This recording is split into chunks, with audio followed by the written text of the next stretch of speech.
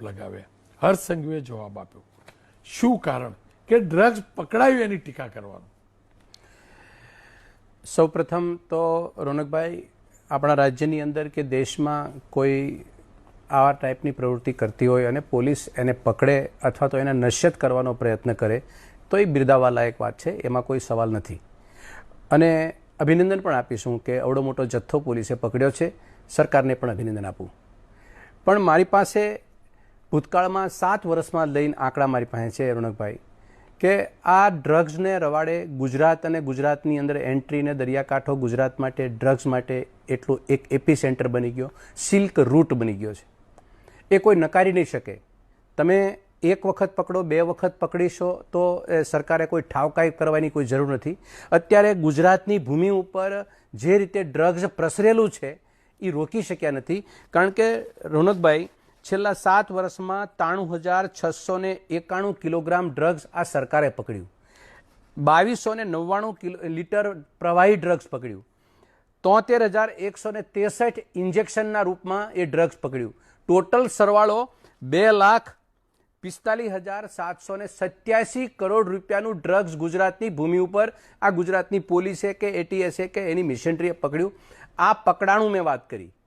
તમે એની સાથે સાથે હમણાં માન્ય હર્ષ સંઘવી સાહેબ કોંગ્રેસ પકડવા ગઈ હતી એવી એક બેહુદી વાતો કરી. તમને અભિનંદન આપીએ છીએ. જવાબદારીમાંથી તમે ફૂલફિલ થાવ છો તો તમે વિશેષ અભિનંદન આપીએ.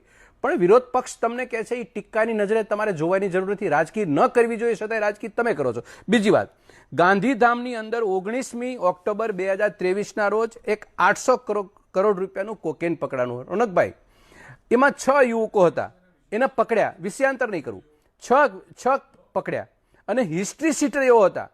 આ હિસ્ટ્રી શીટરની છાપ પાછળથી ખબર પડી કે પોલીસ સાથે સાઠગાંઠ હતી. એ લોકો રિપીટ ઉપર રિપીટ ગુનો કરે છે. બીજો દાખલો આપું તમને. સિંધુ ભવન રોડ ઉપર 26 ઓક્ટોબર 2023ના રોજ 5.5 લાખ રૂપિયાનું ડ્રગ્સ પકડાણું. એક જુહાપુરાનો યુવાન, એની ઉપર 18 ફરિયાદો હતી. 2 વખત એ પાસાના કાગળ થયેલા અને જેલમાં ગયેલો. એ વ્યક્તિ જેલમાંથી છૂટીના ધંધો કરતો હતો. તો 18 વખત જે માણસે ગુનો કર્યો છે અને 2 વખત પાસામાં ગયો છે, છતાં એ બહાર નીકળીને ગુનો કરે છે અને એ પ્રવૃત્તિ કરે છે. આ પ્રવૃત્તિ છોડતો નથી. આવી કઈ તાકાત, કોણ તાકાત પૂરી પાડે છે? એને સશક્ત કોણ બનાવે છે? આ ગુનાહી પ્રવૃત્તિ ઉપર રોકવા માટે સરકાર પાસે કોઈ એવી મિશનરી નથી. ત્રીજો દાખલો આપું તમને. ગાંધીધામની અંદર 23 લાખનું કોકેન પકડાણું.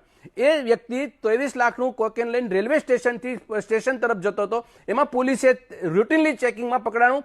એના રિમાન્ડ લીધી. રિમાન્ડ લીધા પછી જેલમાં ગયો. જેલમાં ગયા પછી એને પોલીસે જે ચાર્જશીટ સમયે દાખલ કરવાની હોય એ ચાર્જશીટ સમયે દાખલ ન કરી અને જામીન ઉપર છૂટી ગયો.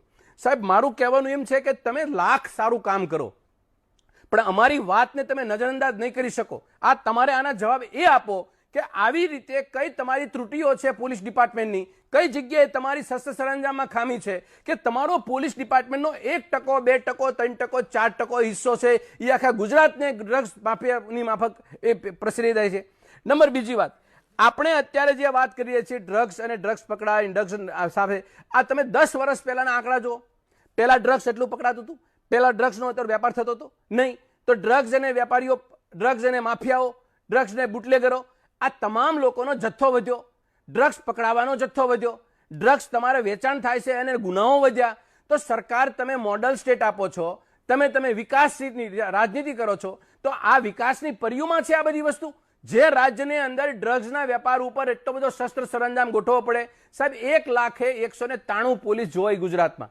1,193 સરકારી આંકડા બોલું છું. 1,193 પોલીસ જોઈએ. ગુજરાતમાં પોલીસ કેટલી છે? 117. 1 લાખે.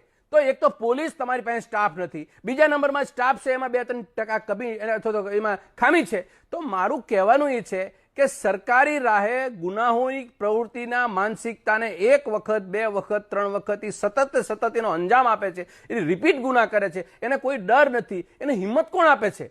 એ પોલીસ ડિપાર્ટમેન્ટ હિંમત આપે છે? શસ્ત્ર સરંજામ હિંમત આપે છે? કોઈ પરિસ્થિતિ હિંમત આપે છે કે સરકારી મિશનરીઓ હિંમત આપે છે?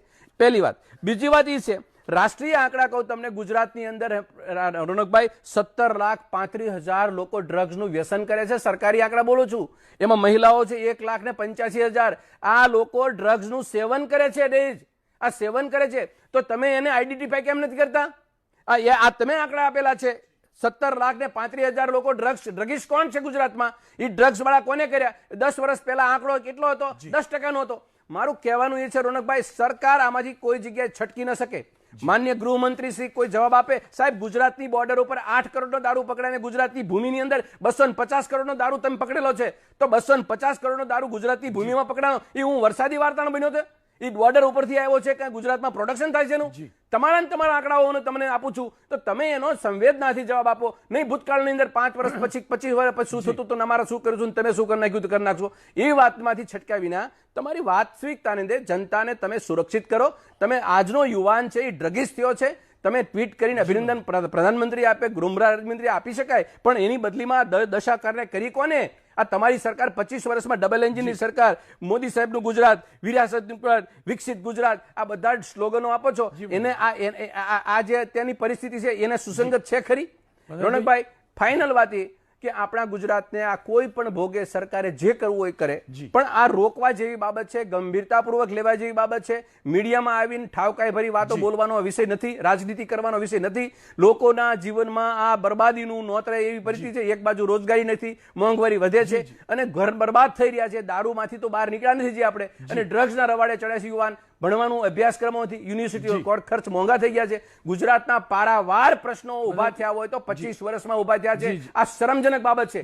25 વર્ષની અંદર આપણે કોઈ જગ્યાએ કંટ્રોલ નથી કરી શક્યા, એટલે આ અરાજકતા ફેલાવવાના દર્શન થઈ રહ્યા છે. હજી હું તમે સંકેતપૂર્વક કહું છું, આથી અટક્યું નથી રોનકભાઈ, આ અટક્યું નથી. કરોડો રૂપિયા, 2.5 લાખ કરોડ રૂપિયાનું ડ્રગ્સ જે રાજ્યની અંદર 5 વર્ષમાં પકડાય, એ રાજ્યની બદકિસ્મતી કહેવાય કે સરકાર આપ કંટ્રોલ નથી કરી શકી. યજ્ઞેશભાઈને પૂછી લો. યજ્ઞેશભાઈ,